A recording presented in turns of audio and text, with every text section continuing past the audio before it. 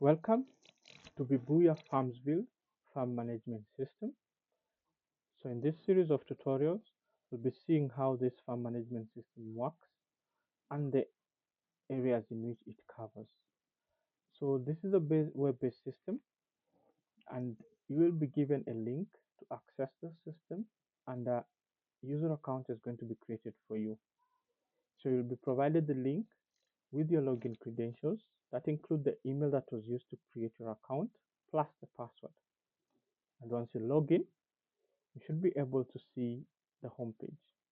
So the system is structured with a horizontal bar that at the end, the right end of the horizontal bar, when you click your profile, you can sign out and you can change your password.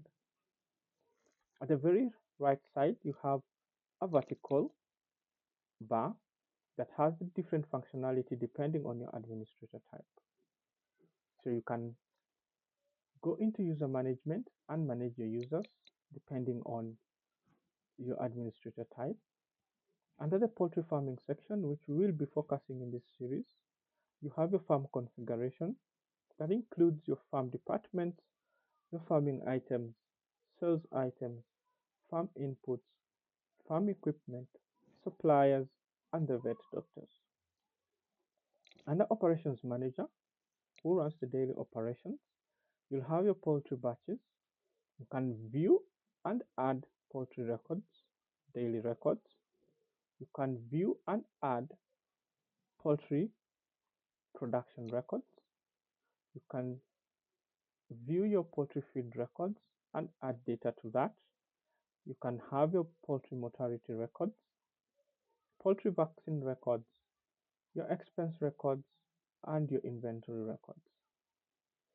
Then for the sales manager, you can receive sales items, do an actual sale, as well as view sales.